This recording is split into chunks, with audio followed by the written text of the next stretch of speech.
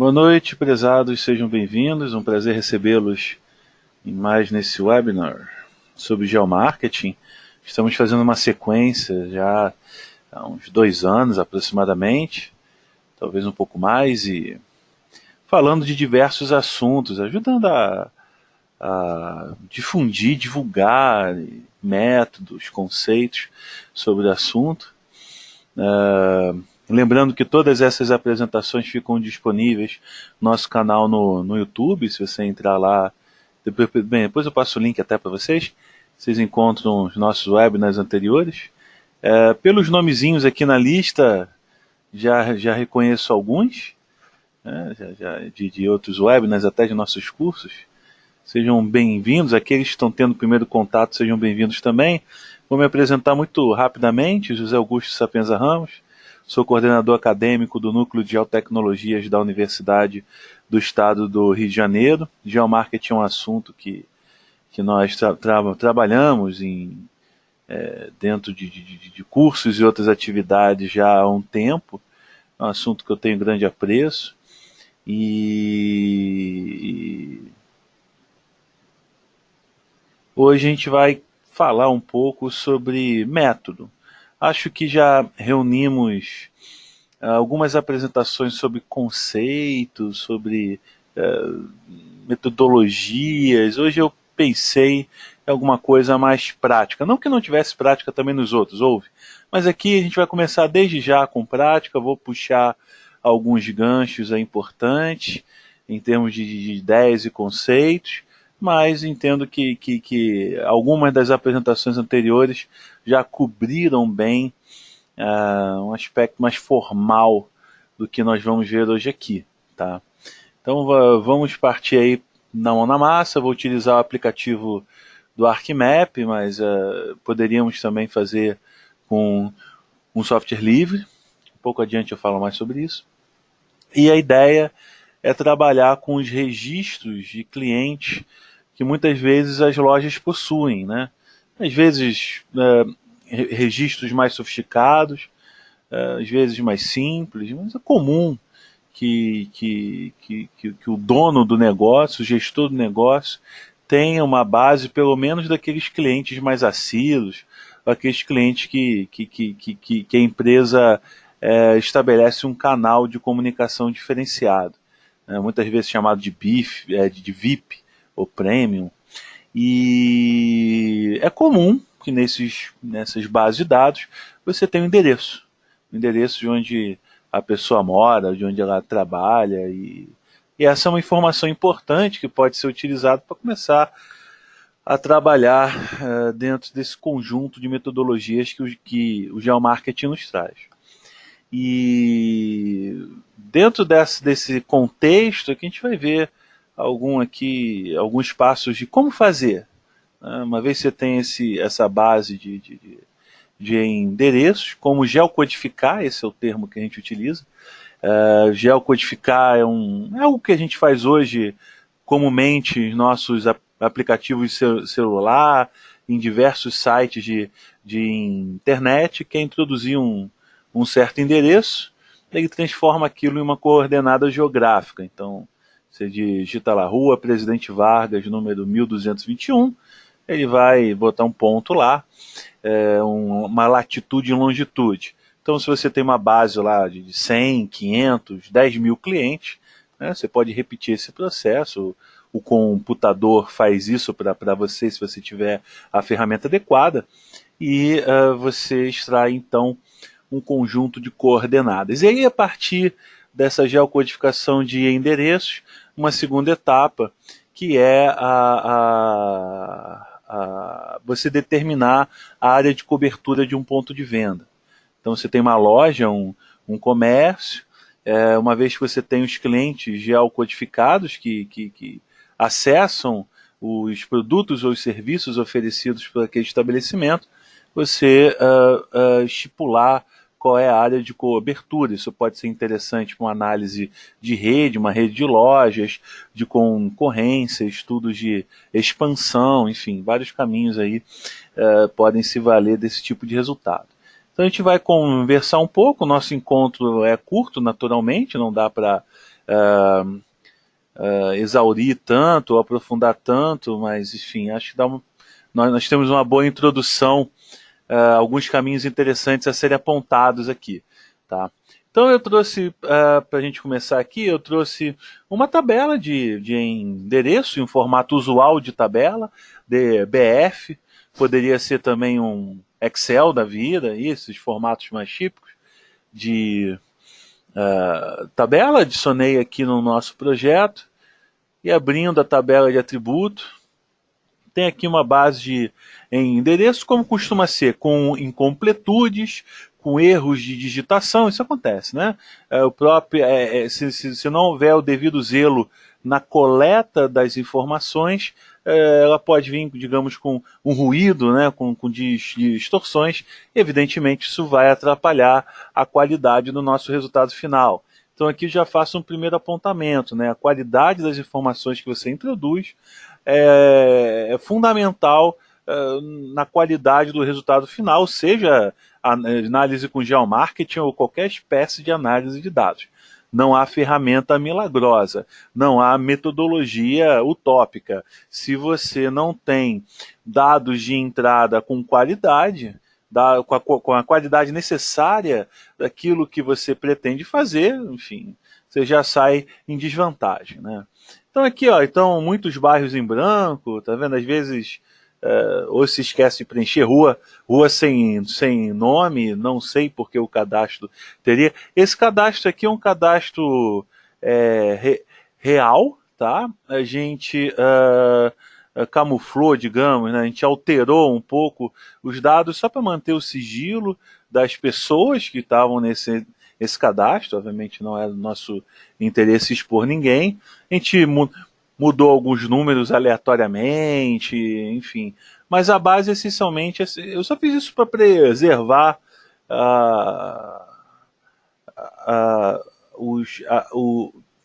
as pessoas de quem o cadastro se refere e a própria loja também. Tá? Mas são baseados em dados reais. Olha aqui, por exemplo, está faltando número, isso veio da base original, a pessoa diz a rua, mas não diz o número. Tem uns cadastros estranhos aqui também, caminho, enfim, umas coisas assim um pouco mais esquisitas. Mas,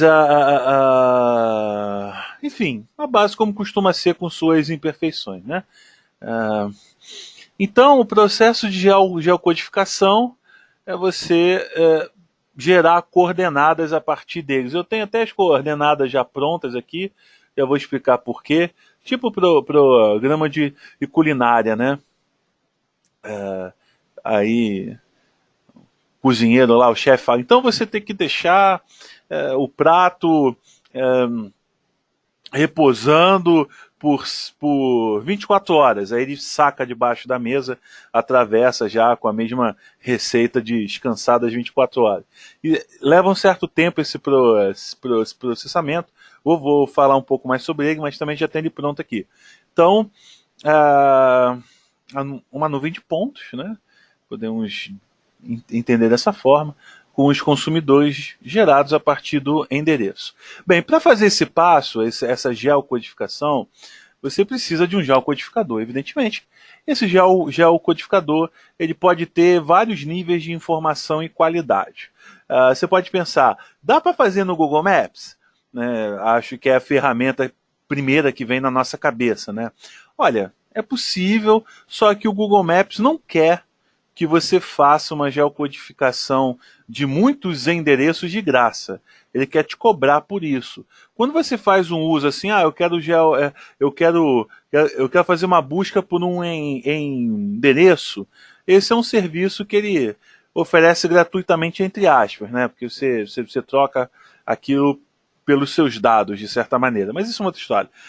Mas quando você tem uma base de 500, 1000, 10 mil endereços, a Google não quer que você faça isso de graça. Ele oferece planos, tá? Onde você paga lá um X por mês ou por semestre, não me lembro exatamente, e você tem acesso, você pode fazer a geocodificação de 1 bilhão de endereços se você quiser, é só você pagar por isso.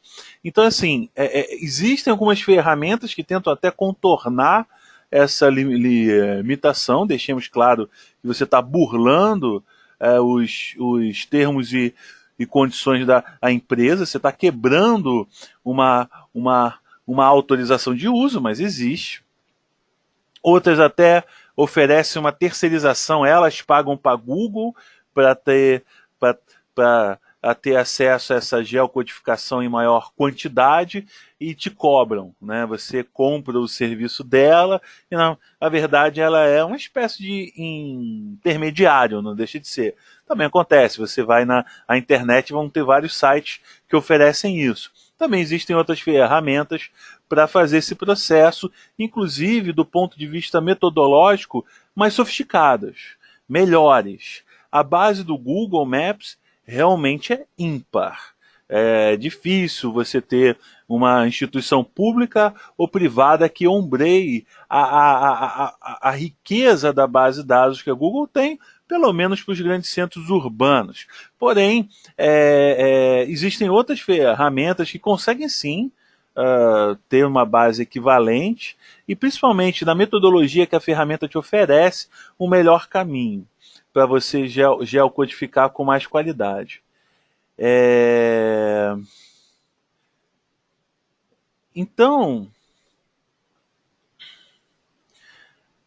o ArcMap oferece uma ferramenta como essa. Na verdade, ele oferece uma ferramenta para você criar o seu geocodificador. Tá? Se você tiver o licenciamento adequado do software, você pode criar o seu geocodificador. Você também pode usar em software livre, deixei até o QGIS aberto para fazer um apontamento, apesar que nosso encontro hoje a pauta no ArcMap, mas vou fazer um apontamento rápido no QGIS, a quem interessar possa. O geocodificador, no mínimo, você precisa da base de logradouros, a base viária, né, o sistema viário, né, com a numeração inicial e final de cada trecho.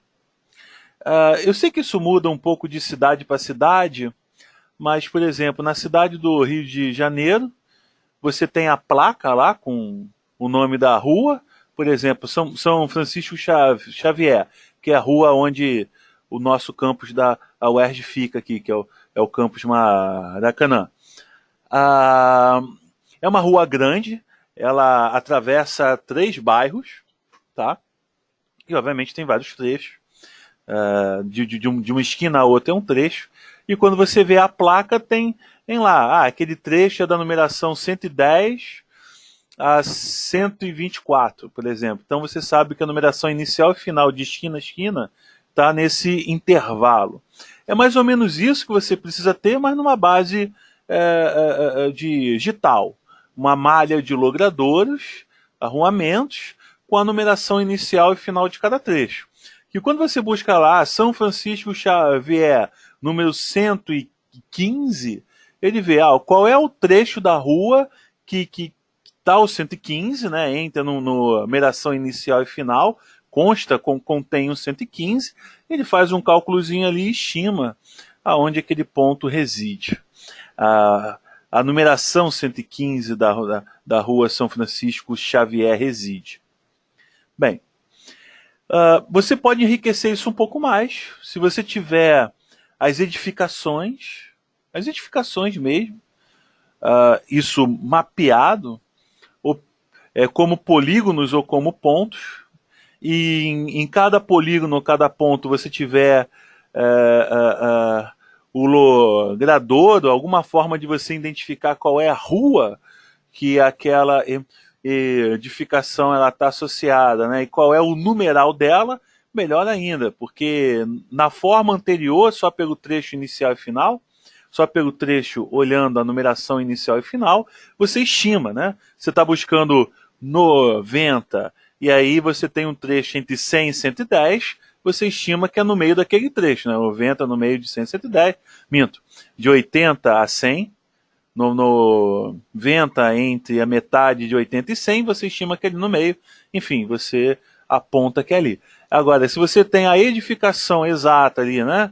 A localidade mais precisa, aonde fica no numeral que você busca, você tem a melhor qualidade. É isso, por exemplo, que o Google Maps oferece de forma gratuita para usos pontuais, de forma paga para usos em maior quantidade. Bem, e aí você pode ir agregando mais informações em cima. Por exemplo, às vezes você referencia em endereço não pelo logradouros, mas por uma praça, ou por algum outro ponto notável, né, alguma outra referência. Em frente ao supermercado X, sei lá. Então você tem outras formas de descrever esquina da rua A com a rua B, na altura da passarela número 20, né, no quilômetro 110 depois do posto de gasolina tal. Você tem outras formas de referenciar endereços, né, que são formas mais flexíveis, né? Que para o geocodificador ser robusto, ele precisa de mais informações. Ele precisa saber onde estão as praças, o nome das praças, o nome das as passarelas, as quilometragens da a rodovia. Você vai adicionando mais conteúdo ali, mais informação, para o geocodificador poder dar respostas mais qualificadas a esses tipos de consulta. E aí você voa longe, tem vários caminhos a, a seguir aí em termos de possibilidade. Então, essa é a ideia básica do geocodificador. Então você tem esses geocodificadores que empresas oferecem como serviço pronto para que você ou acesse gratuitamente ou de forma paga, tá? Como Google Maps, mas você tem outro. Por exemplo, você tem o geocodificador do OpenStreetMaps. O OpenStreetMaps, acredito que alguns de vocês conheçam, é um projeto notório dentro do meio aí das geotecnologias. É o mapeamento colaborativo dos arruamentos de todo mundo. Então eles também possuem um geocodificador e você pode utilizá-lo gratuitamente. A Esri, que é o fabricante do ArcGIS, também oferece um geocodificador na nuvem deles, na cloud deles. É o ArcGIS, lá no ArcGIS Online, onde também podemos geocodificar. No caso específico do Rio de Janeiro, a Prefeitura do Rio de Janeiro também oferece um geocodificador gratuitamente que podemos utilizar utilizando ArcMap, por exemplo, ou outro software da Esri. Então, enfim, ou você tem que construir um geocodificador para chamar de seu, isso requer que você tenha uma base de dados, você tenha um conhecimento para fazer essa configuração, nem sempre isso é possível e viável, ou você usa um geocodificador pronto, que no Brasil você encontra alguns órgãos públicos pontualmente oferecendo isso, como é o caso da Prefeitura do Rio, mas é bem assim pontual, é aqui, é ali e tal. Você tem serviços que cobrem o mundo todo, como o Google Maps e o da Esri, o geocodificador da Esri também cobre o mundo todo. Ou então já o codificador do OpenStreetMaps, que é gratuito e cobre o mundo todo. Claro que a qualidade da geocodificação depende da qualidade da base e a qualidade do geocodificador. Por exemplo, a base de dados do OpenStreetMaps e da Esri, em cidades pequenas, médias a pequenas, não costuma ser muito boa. Isso muda de cidade para cidade, mas na média, pela minha experiência, não são muito boas quanto por exemplo, nos grandes centros. Tá? Então isso pode ser o limitador para algumas pessoas. A base do Google Maps costuma ser mais equalizada, também tem erro. Acho que quem usa Google Maps mais frequentemente já deve ter se deparado em algumas situações dele dar uma resposta errada, inconsistente. Toda base de dados tem erro, algum nível de erro. Mas a questão você tem que prestar também atenção na qualidade do geocodificador. Senão você pode comprometer aí a qualidade do seu produto final. Tá? Bem, dito isso tudo, eu já tenho o resultado pronto, como eu disse, né? Mas eu vou trabalhar os endereços aqui, ó. Botão direito, vou geocodificar os endereços. Ele pergunta qual é que eu quero utilizar. Eu tenho aqui o ArcGIS para o mundo todo. Esse aqui é um sistema de referência utilizado pelas Forças Armadas Americanas, pela ONU também, que você divide o mundo em uma grade fina e dá um número para cada célula dessa grade. Não tá fora do nosso contexto aqui. E esse aqui seria o da prefeitura, que no caso aqui do município do Rio de Janeiro nós temos, né? Eu vou usar o da prefeitura até. Eu usei o do ArcGIS para fazer a geocodificação, mas eu vou usar o da prefeitura aqui. Ele está em ajustes, ele tem um detalhe ou outro assim que ainda está. Esse é um geocodificador novo, eles atualizaram e tal, ainda está, digamos, em fase de teste. Mas vamos usar aqui que eu acho que é mais rápido. Se eu for fazer no ArcGIS online, ele demora mais. Então aqui eu digo, eu tenho os atributos separados aqui, né? Rua, cidade, casa, ou eu tenho em um campo só, tá? No caso eu tenho aqui dois, eu tenho o logradouro e o bairro, tá? Vou deixar o caminho padrão só para a gente ver o resultado. Você pode fazer umas configurações, por exemplo, aqui em Geocode Options, qual é a sensibilidade do desvio o nome que você busca. Você busca Rua Coronel da Fonseca. Aí você acha Rua Coronel Fonseca Teles, aí tá faltando, você tem letras a mais, letras a menos, letras diferentes, aí como é que funciona essa sensibilidade? Eu vou deixar default e vou mandar rodar. Enquanto ele roda aqui, para a gente aproveitar bem o nosso tempo, no QGIS, só para fazer um apontamento, ele tem um complemento chamado MMQGIS. Eu considero ele um dos melhores para geocodificar. Tem outros módulos, outros complementos do QGIS que fazem também a geocodificação, mas acredito que ele é um dos mais interessantes. Ele faz usando o geocodificador do Google, e aí você tem um limite de geocodificações por dia que a Google impõe. Não me lembro agora quantas são, 200, 250, não me lembro o número agora exatamente. A não ser que você tenha uma chave de licença, onde esse teto é mais alto, tá? Mas se você não tem essa chave e licença, você tem um teto aí. Ou do OpenStreetMap, que aí você não tem teto, né? Você pode usar à vontade. Ele usa esses dois geocodificadores aqui.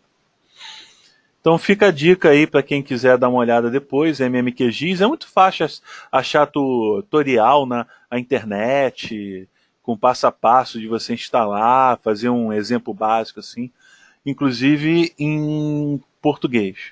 É relativamente fácil de utilizar. Aqui ele fez,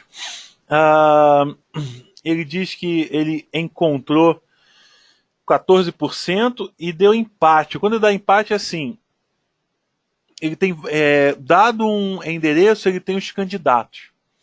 Dado esses candidatos, cada candidato recebe uma pontuação, quanto mais parecido com o endereço que você busca. E aí, quando tem empate, por exemplo, quando dois deram 80, assim, os dois candidatos à geocodificação de um certo endereço, eles empataram em termos de pontos, né? E aí, então, ele bota esse tie aqui, eu tenho dúvida, eu não sei qual eu deveria utilizar. Mas eu queria fazer um apontamento aqui, dando um rematch, sobre esse é um recurso interessante para fazer a geocodificação, que você consegue fazer um ajuste fino. Ele te dá um certo endereço aqui, ó, Rua Frederico Albuquerque, número 172, tá vendo? E aí ele te dá os candidatos que ele achou, ok? Os candidatos, tá? você consegue ver, consegue dar zoom, consegue mexer na busca. Em suma, nessa tela você faz um pente fino. Ah, esse ponto aqui ficou bom, esse ponto está na dúvida, esse ponto, será que ele está certo? Eu considero essa uma etapa fundamental se você quer uma geocodificação de melhor qualidade. Tá? Você tem que gastar um tempo aí, não é automático. O computador não consegue fazer a coisa automaticamente, necessariamente com nível de qualidade bom. Tá? Então você passar um pente fino, fazer um ajuste aqui, aí dependendo da ferramenta que você usa, ela traz mais recursos assim o assado, né? Mas essa etapa da checagem é interessante. A gente fez um trabalho, já tem alguns anos, de geocodificar crimes no estado do Rio de Janeiro. Foram 15 mil ocorrências, 15 mil boletins de ocorrência, entre roubo, homicídio, atentado a pudor. Foram algumas tipificações de crimes. A gente geocodificou, a gente conseguiu uma margem de 90 e pouquinhos por cento, 91, 92. Não me lembro exatamente.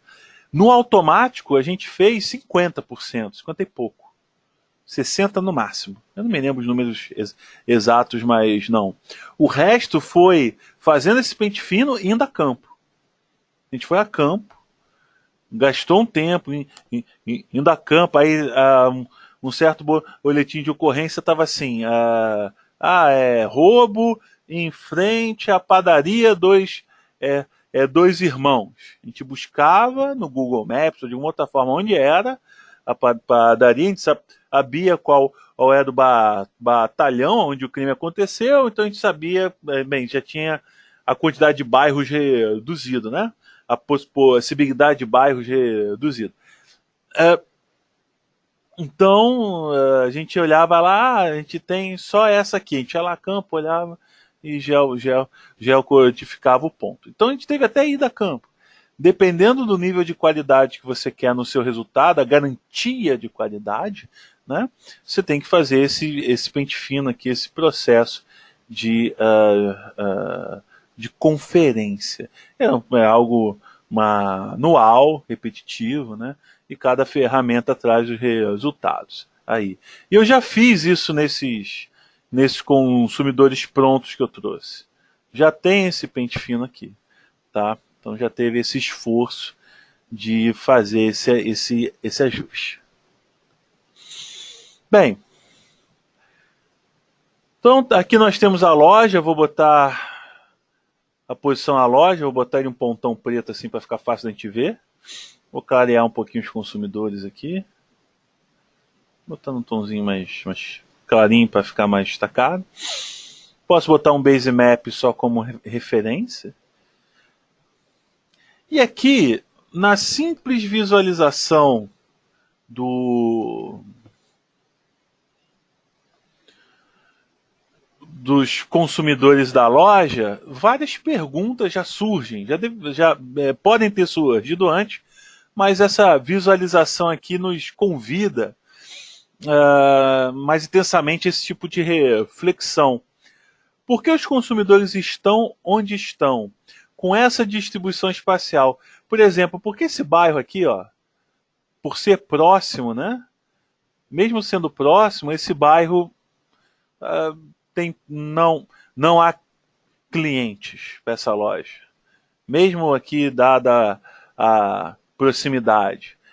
Por que você tem um alcance maior aqui para essa direção desse bairro do Meia, Engenho de Dentro, tá vendo? Espraia mais do que nos outros sentidos. O que acontece aqui? Claro que nós só podemos responder adequadamente essas perguntas fazendo análises, aplicando métodos. Isso passa um pouco ao longe do tema do nosso encontro hoje e do tempo que nós temos para o nosso encontro. Mas essa é a grande motivação. Como eu disse no início, eu vou ser objetivo em termos de método e ferramenta, mas essas são as grandes questões a serem trabalhadas com esses métodos e com essas ferramentas. Será que tem um concorrente aqui, por exemplo? Será que eu tenho um concorrente muito forte nessa área? poxa, será que tem alguma coisa a ver com alguma característica socioeconômica desse território aqui?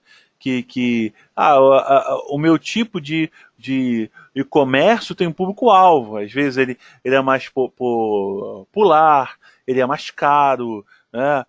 Ele é um público mais jovem ou mais idoso, e escolaridade mais alta ou mais baixa. Cada produto e serviço vai ter um certo extrato, né? Ou vai ser o foco, ou pelo menos ao longo do tempo, naturalmente, aquele negócio foi ocupando mais o espaço. Isso acaba acontecendo.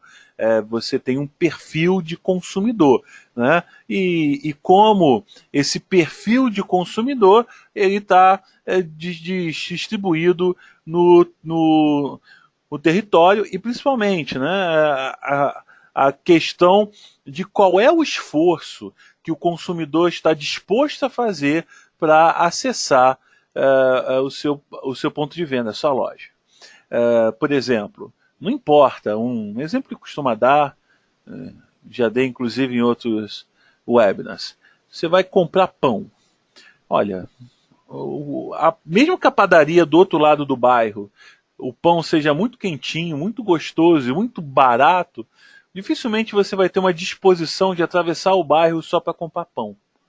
É um tipo de produto, né, que você não vai se deslocar tanto para comprar pão. Se você vai num mercado que é mais distante, que os preços são melhores, etc., ali vende pão, tá bom, isso é uma consequência atribuída a outros produtos e serviços que você buscou. Mas se você for estabelecer um deslocamento espacial apenas pelo pão, bem, você tem... cada um vai ter um certo nível, né, mas todo mundo vai ter um nível de disposição ao deslocamento. Shopping center, essa predisposição ao deslocamento costuma ser maior do que uma padaria. Talvez para você comprar um eletrodoméstico, comprar um carro, por exemplo, né, que é um bem de valor mais alto, você se predisponha de deslocar mais, se aquilo significar de alguma forma alguma economia, né? Então, enfim, dependendo do tipo de bem ou serviço oferecido, você tem uma certa predisposição ao deslocamento. E cada tipo de negócio emprega uma certa predisposição, né? Claro que isso tudo, né, essa predisposição de deslocamento, ele entra com vários outros elementos. A presença da concorrência, a força da marca, o valor que a pessoa dá ao tempo dela. Então, um exemplo meio clichê. Talvez assim um adolescente ou um aposentado tenha uma maior disponibilidade de tempo em sua rotina, ele se deslocar 15 minutos para acessar um bem ou serviço, ok, ele está mais disposto a isso do que alguém que trabalha em 2 jornadas ou ainda estuda, né, que corre o dia todo, que 15 minutos é muito caro para ela. É um custo muito alto de tempo. Então ela já não vai ter essa predisposição a gastar o tempo para acessar o seu bem ou o seu serviço. Enfim, isso tudo está no mesmo saco, está no mesmo barco, mesmo pacote, e a análise espacial e o geomarketing tem métodos para você trabalhar e compreender essas dimensões desse fenômeno. Mas, como eu disse no início, nossa pauta aqui hoje é principalmente a área de cobertura. Tá? Bem, essa área de cobertura, evidentemente, depende, entre outras coisas, dessa predisposição de deslocamento. Tá? Também tem o meio de deslocamento, se é a pé, carro, transporte público, né? Enfim, tem N questões aí envolvidas. Só um estudo, só uma compreensão desse público-alvo, né, uma entrevista, você analisar dados, é que você começa a caminhar, né, um processo de desvendar essas facetas. Aqui, quem já assistiu outras apresentações minhas, eu sempre falo, eu não vou mentir para vocês. Não vou falar de alguma coisa aqui parecendo mágica. Ah, você faz isso daqui, ó, é mágica. Não, não é assim.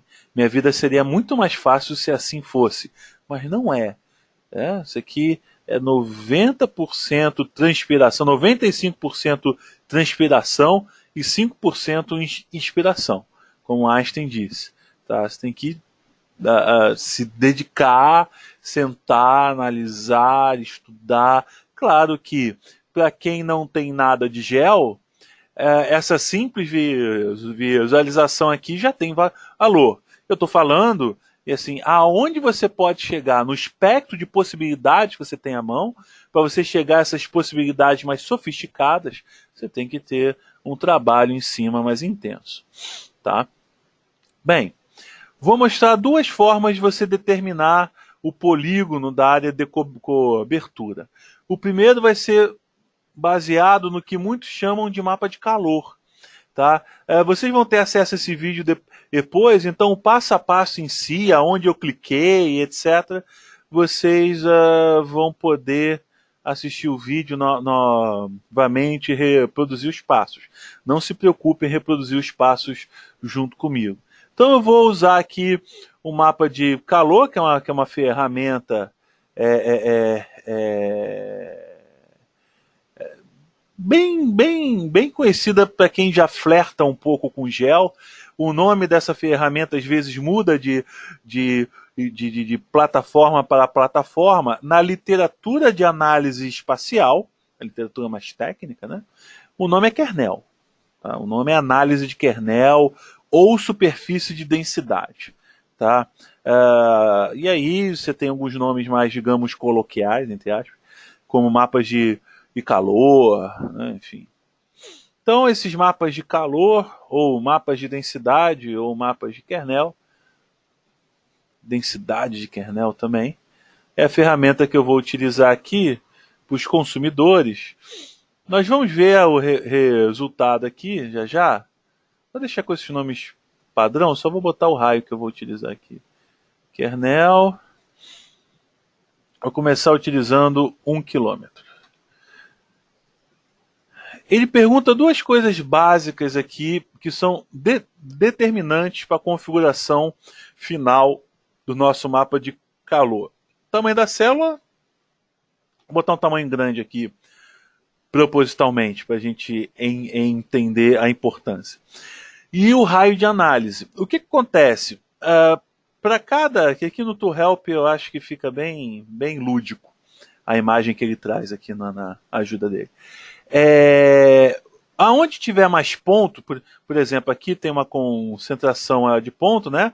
Ele vai dar uma mancha mais escura, ou no caso, uma densidade mais alta, e você diz qual é as cores associadas a essa densidade. Para fazer a análise, deixa eu ver, cadê o desenho dele aqui? Um desenho mais interessante. Para fazer esse calor, para cada célula, você vai analisar uma vizinhança. No caso aqui, ele está pegando uma linha, não é um ponto não, tá vendo? Está pegando uma linha. E aí você vai analisar, dado um certo raio, vai aplicar essa continha daqui, tá? Essa continha daqui, aí tem um porquê dessa continha, tá? O help aqui explica, eu não vou entrar nesse mérito, mas a continha que no final vai te levar. Então você precisa definir esse raio e o raio muda a configuração final da sua superfície. Se você bota um raio maior, você vai perceber as concentrações mais regionais, maior escala. Se você bota um raio menor, você vai perceber as concentrações mais locais. Vamos ver na prática aqui, que eu acho que fica mais fácil. Não fica muito solto. Então aqui em 1 quilômetro, ou seja, de 1000 metros, ele está perguntando em metros aqui, porque o nosso dado geográfico está em metros. Vamos rodar para ver o resultado aqui. Depois eu mudo a configuração.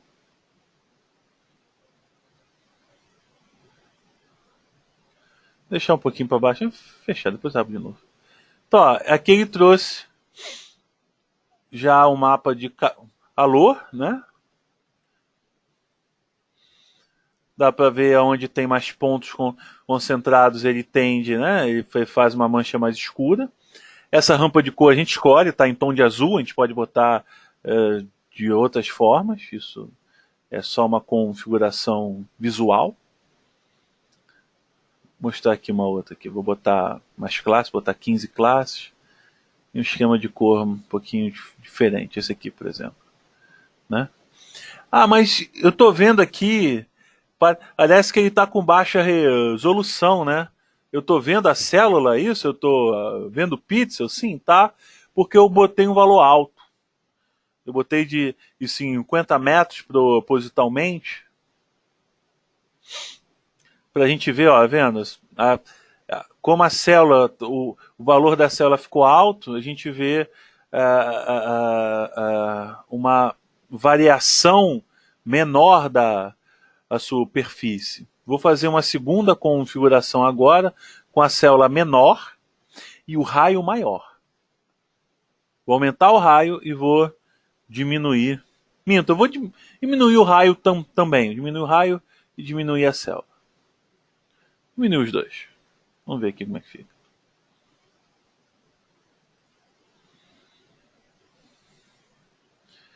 Vou botar 300 metros agora. A célula estava em 50, vou botar em 10. 5 vezes menor e o raio aí um pouco menos de 3 vezes menor, né? Quase um pouco mais do que 3 vezes menor, isso que eu quis dizer. 300.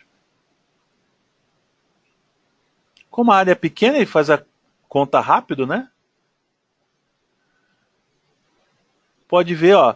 Primeiro que a gente não vê mais os pixels, olha lá, né? Porque o pixel está menor. Está 5 vezes menor. Se eu der um zoom, eu vou passar a ver. Não importa o tamanho do pixel, né? Se eu der muito zoom, eu passo a ver aqui a célula. Né? A célula sempre tem um tamanho finito.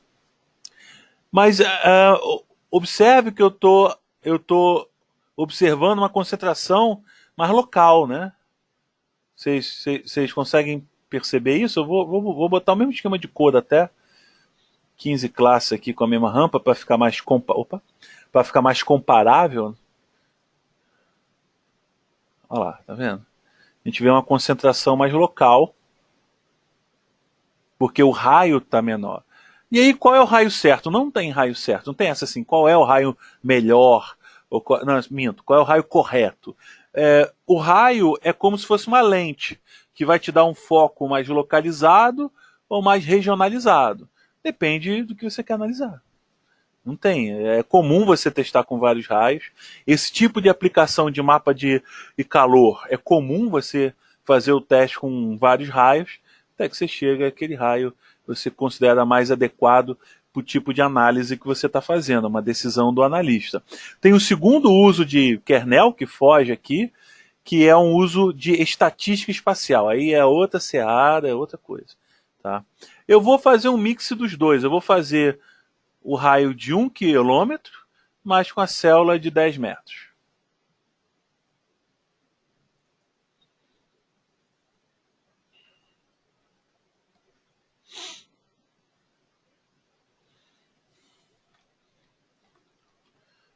Então aqui, ó, 10 metros de célula, 1 quilômetro de raio de busca, vou rodar.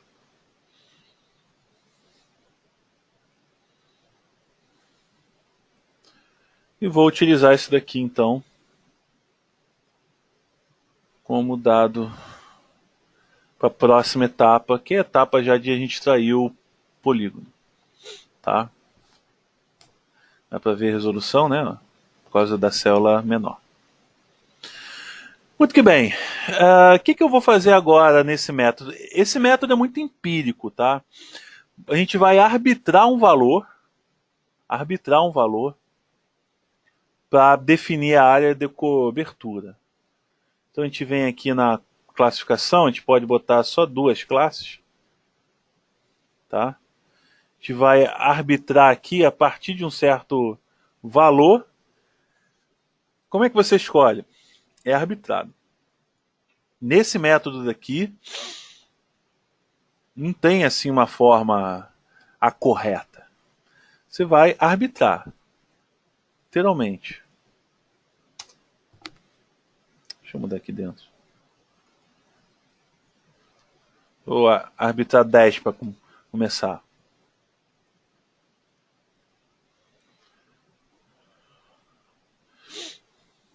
Então a gente bota até aqui, ó, no color, para ficar transparente, né?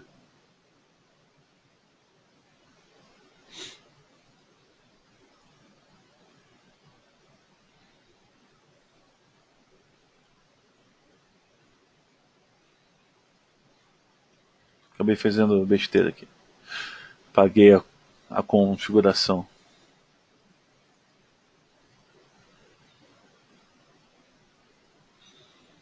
Tá vendo? Então, a partir da densidade, você pode arbitrar um valor e assim, então, você tem a sua mancha. Então, aqui é a área de cobertura do ponto de venda. Né? Ah, mas é muito empírico. Ah, não se iludam. A verdade, no geomarketing, todos os métodos tem um bom nível aí de subjetivismo. Se eu deixo em 15, que é maior, a área já reduz. Né? Em geomarketing a gente lida com decisões, vontades, percepções, relações econômicas. A gente não consegue traduzir isso em fórmulas matemáticas. A gente encontra padrão, mas isso é uma outra história. Eu já bati nisso em outras apresentações anteriores. Não vou me repetir. Então aqui é uma forma. Você consegue exportar isso para um vetor, se você já utiliza um sistema de informação geográfica, por exemplo, você gera um vetor a partir disso, faz cálculo de área, faz outros tipos de cálculo, né?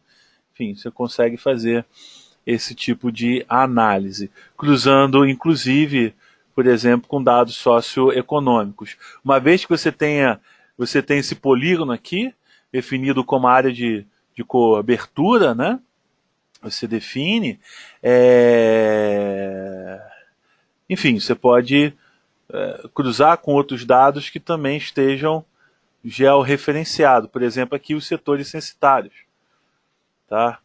Para quem não está familiarizado com o termo, o setor censitário é a menor unidade de divulgação do resultado do censo demográfico do IBGE.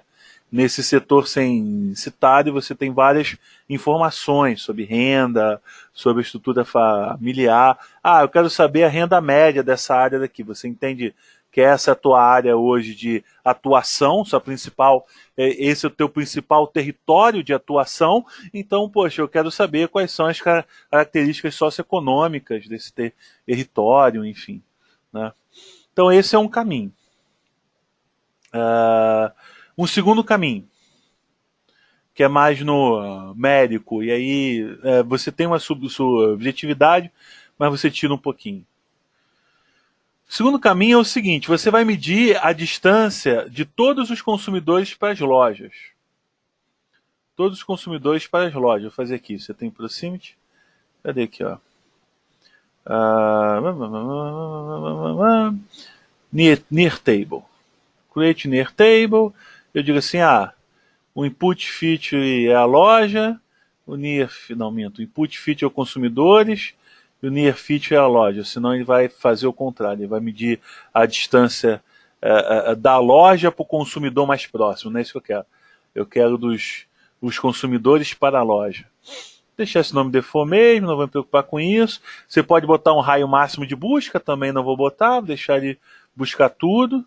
Ele pergunta se você quer achar somente o mais próximo ou todos. Como é só uma loja, ele vai, como é só uma loja, de fato eu só tenho um ponto, uma loja, tanto faz, né? Porque ele vai medir a distância do consumidor para a loja mais próxima, que é a única.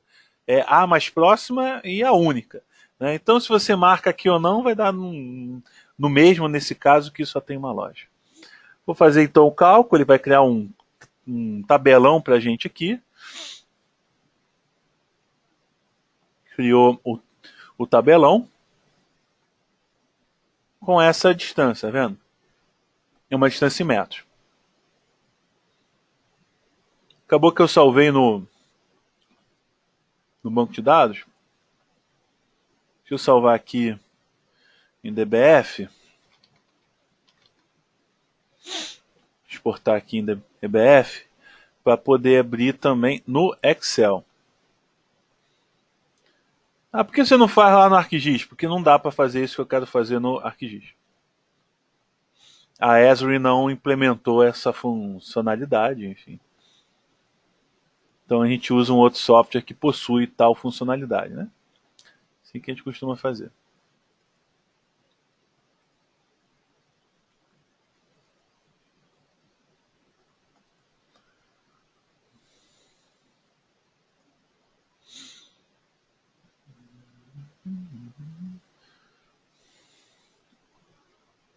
E agora que eu tenho aqui o Near Distance, né, a distância de todos os consumidores para a loja, eu posso fazer o gráfico da seguinte forma.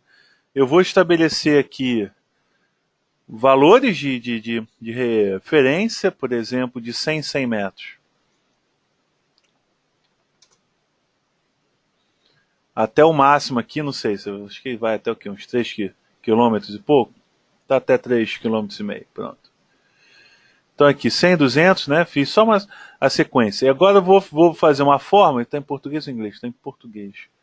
Então é Cont C, eu acho. Cont C. Vou montar a fórmula, depois eu explico a vocês qual é a ideia da fórmula. Deixa eu montar a fórmula antes.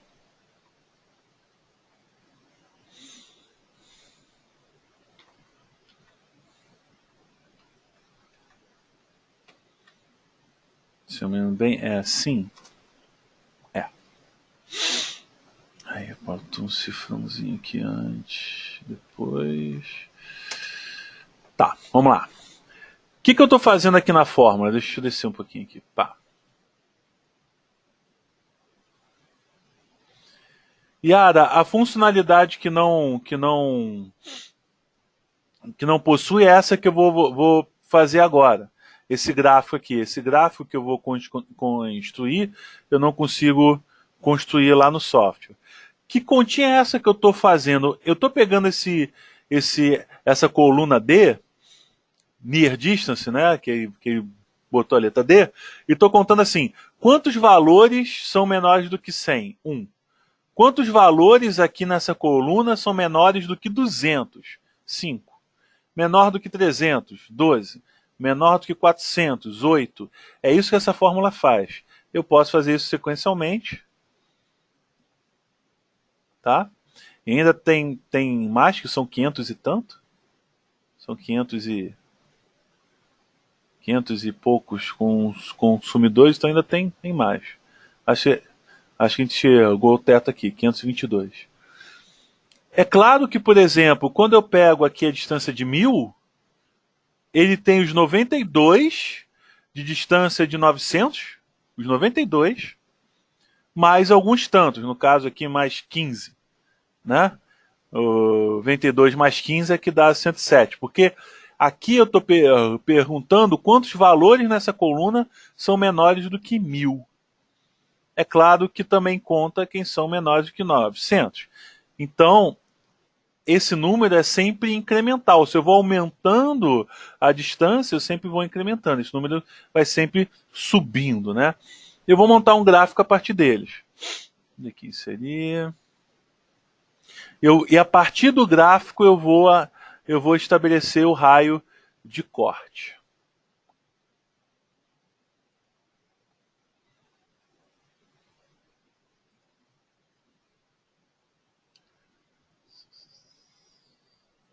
É o de dispersão.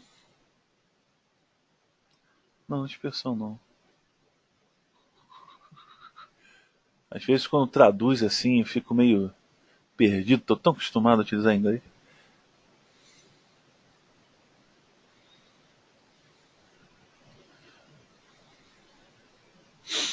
Pode ser linhas com marcadores. Ok.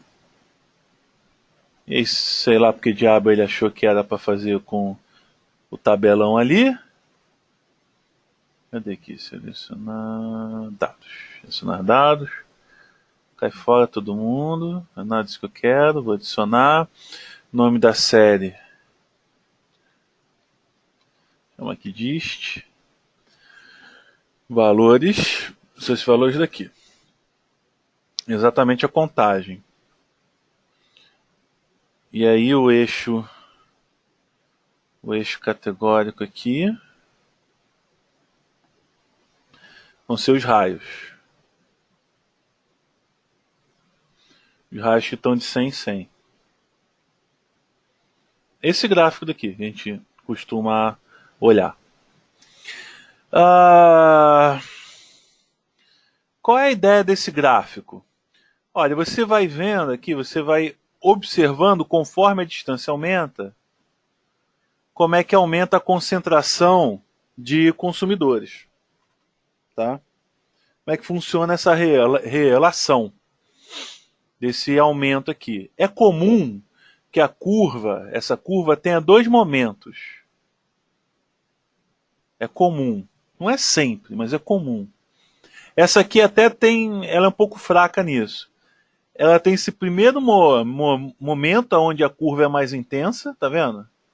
Ela sobe, e aqui ela sobe quase que linearmente, né? Ela vai subindo aqui e num certo ponto essa subida ela começa a perder força. Né? Esse coeficiente angular da reta, é um nome matemático que a gente dá para isso, né? Essa taxa de subida começa a ficar mais fraco até que estabiliza. Tá? É claro que esse gráfico não vai passar do total de consumidores que nós temos.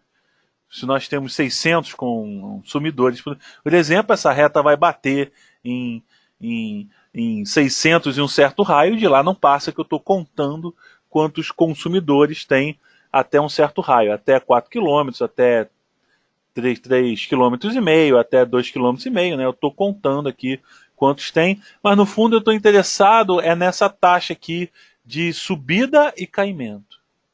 Subida e caimento. E aí é uma interpretação mesmo, tá, gente? Aonde acontece essa quebra. Em que momento a quantidade de consumidores começa a ficar mais fraca, começa a ficar mais de luta. Então, a gente considera que o raio de influência principal do ponto de venda é até antes do início dessa queda. Bem, a gente pode ver que começa a cair aqui a partir de 3 quilômetros aproximadamente, né? Ela começa a ter uma pequena queda e com 3 quilômetros, antes de 3,5 quilômetros já está já em queda considerável, né? E está cada vez subindo menos. Então é nesse momento aqui, entre 3 quilômetros e 3,5 km, a gente considera que termina essa área de influência principal, porque a taxa de consumidor está caindo. Você aumenta o raio e a taxa de consumidor que você agrega, aumentando o raio, está em queda. Tá? Ok? Sim ou não? Então você vê onde ele começa a cair. E aí você estabelece, claro, isso é uma análise do gráfico. Mas aí você estabelece alguma coisa entre 3 km e 3,5 km. Né? Você começa a ter uma queda, então podemos dizer que esse é o raio. Se a gente faz um raio em linha reta, por exemplo, você vem aqui no GeoProcessing Buffer, a ferramenta clássica aí de SIG, né? Vou pegar a loja e faço aqui de 3, não está aqui, 3 km 250, uma coisa entre 3 e 3,5, né? Se eu faço alguma coisa assim, ele vai criar um círculo pra gente. Deixa eu botar aqui o círculo achuradinho, ó. Tá vendo? Ele vai botar o círculo, só que se eu faço o buffer, ele vai considerar a distância em linha reta, a distância euclidiana, né? Essa outra mancha que a gente fez, ela se baseia, ela é menos numérica do que o gráfico e tudo mais, mas ela vai te dar uma mancha que ela não precisa ser um polígono exato. Entretanto, a gente vê isso até no curso de geomarketing. Entretanto,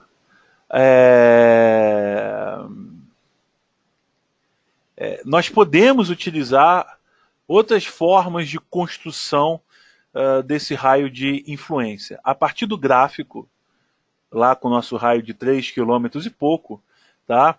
Você criar outras formas, outras geometrias que não precisam ser um círculo. Mas aí a gente precisa de outros dados, como o sistema viário. A gente cria algo chamado área de serviço. Deixa eu pegar a imagem aqui para mostrar. Service Area, ou área de serviço.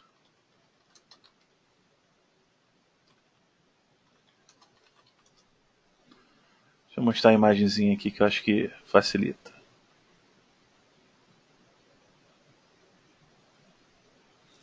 Algo como isso aqui, tá vendo?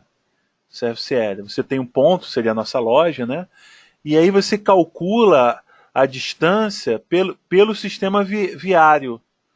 Tá vendo aqui as vias? Então você faz o cálculo da distância pelo sistema viário, então, que costuma ser um método mais razoável, mais próximo à realidade do que a distância euclidiana. Se eu tenho, por exemplo, aqui a distância euclidiana, o buffer, né? Se eu tenho, por exemplo, um morro, um lago, o lado aqui, o buffer ignora isso solenemente, né? Ele não olha a topografia, as vias de acesso, ele não olha essas coisas, tá? Ele só olha a linha reta. É mais simples de se determinar, mas pode ser menos realístico dependendo do cenário. Isso é uma outra coisa que tem que ser avaliada. E aí há outros caminhos junto a esse gráfico, né? Uma vez que você tem esse gráfico, há outros caminhos de você ver onde esse ponto de inflexão e ter geometrias podem ser mais próximas à realidade. Eu particularmente considero, para quem tem tem algum nívelzinho já de conhecimento de SIG, tá? Esse método acaba sendo mais prático e muitas vezes dá um resultado interessante. Quando você usa aquele gráfico, você tem um pouco mais de esforço ali que muitas vezes vale a pena esse esforço a mais, mas enfim, para quem está iniciando, esse esforço a mais pode ser quase que impeditivo, né? Enfim, então acho que esse é um caminho interessante. E aí, após isso, após você ter essa geometria, seja pelo método que você escolher adotar, você pode cruzar, então, fazer um trabalho junto com os setores censitários e outros tipos de análise. Por exemplo, qual é a média da renda se eu adoto o buffer, né? Qual é a média da renda? Eu posso fazer essa seleção aqui, selecionar os setores que interceptam o buffer da loja. Selecionou aí, tá vendo? Ele pintou de azulzinho. Quando eu venho aqui na tabela de atributo, ele diz aqui embaixo, tá 774 selecionados de 8 mil e tanto. Eu pego aqui a renda per capita, por exemplo, peço uma estatística, ele vai dizer a estatística aqui, a média é de 1.000. Esse dado aqui especificamente que eu tinha à mão do censo de 2000, tá? Nem 2010 era. Então tá aqui, renda per capita, você pode ver qual é a média. Mas como é que você sabe que são só os setores selecionados? Pela contagem aqui, 774, quantidade de selecionados é 774. Ele mostra os selecionados, só se eu descer aqui em alguma altura eu vou começar a ver os selecionados. Aqui, selecionados, tá vendo? Tá pintado em azul. A tabela é grandona, né? Tem muitos registros. Quando eu faço estatística, ele me dá aqui a média, por exemplo, a média de anos de estudo, 8,4. Então você começa a estabelecer, aí seria a próxima fase, né? Que pode ficar até para o próximo o webinar. Como é que você, uma vez estabelecido essa área de influência, como é que você traz outros dados para analisar em conjunto, para você conhecer um pouco mais do perfil da área de influência do teu ponto de venda, né? Acho que essa é a ideia. E essa é uma de muitas aplicações. Bem, senhores, o nosso tempo aqui, esses nossos encontros sempre são tidos curtinhos, né? A gente está dando a preferência fazer encontro de 1 hora e meia no máximo. A gente acha que rende mais assim.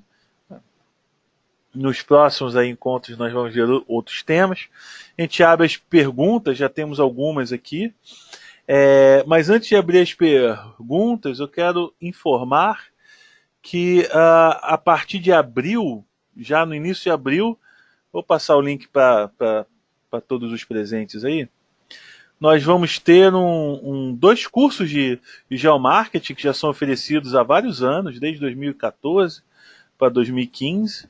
É um curso que eu leciono, são 70 horas, ou seja, 70 vezes mais do que o nosso encontro agora aqui, tá? E nós estamos com algumas condições especiais.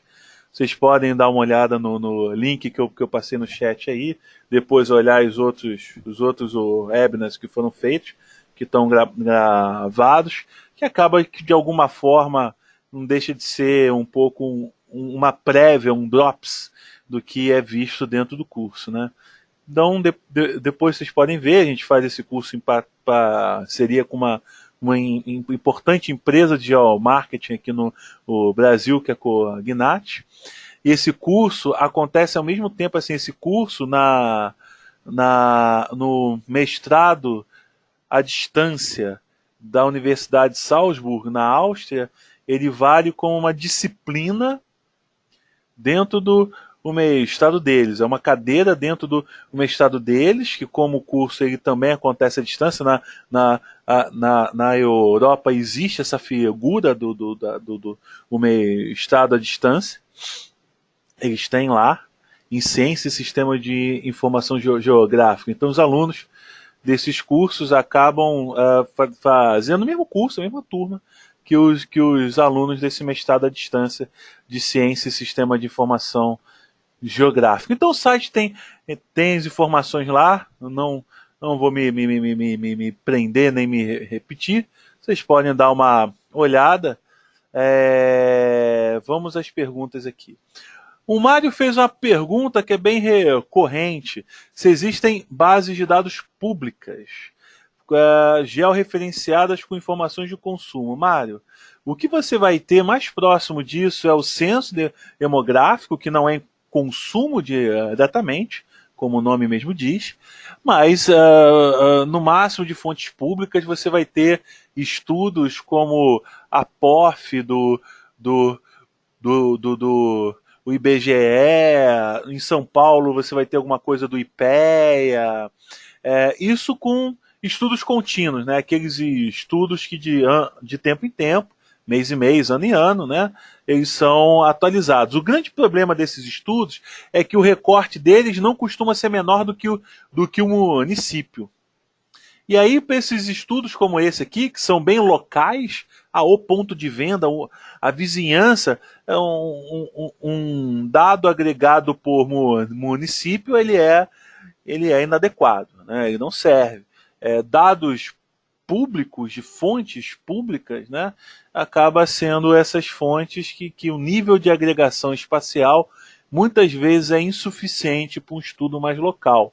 A exceção acaba ficando pelo censo demográfico mesmo, e excepcionalmente alguma prefeitura, algum estado faz um estudo aqui e ali, mais pontualmente, que pode ser utilizado. Por exemplo, o site da Prefeitura do Rio tem a informação de quanto é recolhido de imposto sobre serviço, sobre ISS, por bairro. Aí você pode utilizar isso como uma espécie de ele divide pelo tipo de serviço. Né? Ele dá o total e divide serviço um, um, com hotelaria, com desenvolvimento de software. Aí tem uma lista lá enorme. Então você pode utilizar isso como uma métrica assim, com uma espécie de termômetro, digamos assim, né, da pungência da atividade e serviço naquele bairro. Mas isso são coisas pontuais.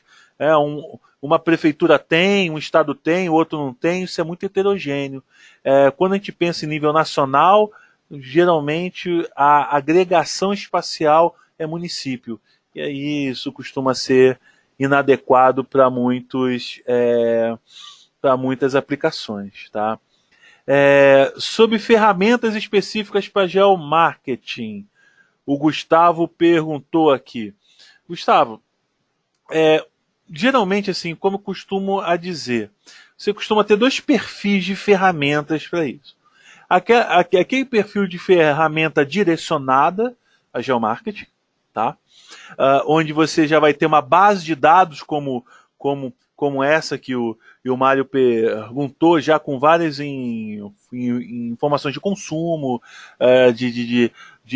de socioeconomia, já costuma trazer vários tipos de ponto de venda, postos de gasolina, rede bancária, cursos de idiomas, escolas, vários dados que podem ser utilizados, né? Informações de tráfego de veículo e de pedestre. Então ele já traz uma base já pronta para você usar nos seus estudos e ferramentas que tendem a ser mais intuitivas, que é diferente da ideia dessa ferramenta que nós utilizamos aqui, que eu brinco dizendo que é um cinto de utilidade que nem a do Batman. Né? Então você tem que sacar as caixinhas de ferramenta numa certa ordem para fazer aquilo que você quer fazer. Você tem esses dois tipos.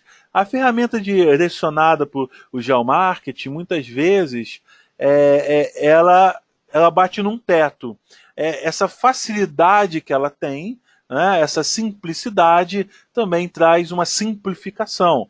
E aí ela bate num certo teto. Para muitas pessoas, esse teto é ótimo. Você não chega nesse teto. O tipo de uso que você dá, aquilo atende ótimo, aquilo atende muito bem. Você não tem que gastar massa, tempo, né, gastar a mufa para aprender um software que faz um monte de coisa que você não vai utilizar. Né? Você tem ferramentas mais simples, mais direcionadas e mais focadas que te atendem. E aí com aquilo você se resolve. Ok, mas se você bate nesse teto, aí você tem que partir para ferramentas mais especializadas, que elas fazem análise espacial para vários fins. Você quer fazer estudo de meio ambiente, você faz. Você quer fazer estudo para marketing, você faz também. Você quer fazer estudo de demografia, ok, você pode fazer. Ela é neutra em aplicação. Né? E ela é mais rica em diversidade de ferramentas que você pode combinar. E aí é a escolha. Você quer uma coisa mais focada, direcionada, que você aprende mais rápido, aquilo te atende, ou você quer algo que é mais completo, mais vasto, mais difícil de você aprender, mas uma vez que você aprende, você tem uma flexibilidade maior para criar os seus estudos, fazer as suas análises, chegar às suas conclusões. Eu acho que essa é a grande escolha.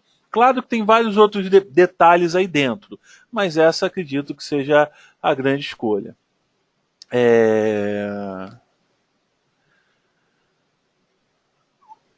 Tem mais duas perguntas aqui que já foram feitas. A gente está com o nosso horário um pouquinho estourado. A gente fecha, né, essas duas. Eu me boto à disposição para responder a dúvidas que não tenham sido respondidas aqui. Vamos fazer mais duas e a gente encerra hoje. Insisto, vou deixar o meu e-mail aqui, ó, até junto à última pergunta do Giovanni aqui. Mas isso vai ser enviado via e-mail, junto ao material também, enfim. Mas fica o meu e-mail já naquilo que eu puder ajudar, vai ser um prazer. Mas vamos lá. Giovanni, como vocês estão vendo aí, e pergunta especificamente sobre o curso. Giovanni, como é um curso certificado pela UERJ, nós temos uma regra que o aluno ele tem que estar presente em 75% das aulas para ter direito ao certificado. Tá? Então ele tem que estar presente, essa é uma condição que a universidade ela traz em seu regulamento interno para certificar a atividade de extensão. Mas, de todo modo, se não há a questão do certificado, por exemplo, sim, as aulas são ao vivo, como essa aqui agora, mas a gente grava para que o aluno possa reassistir posteriormente quantas vezes quiser.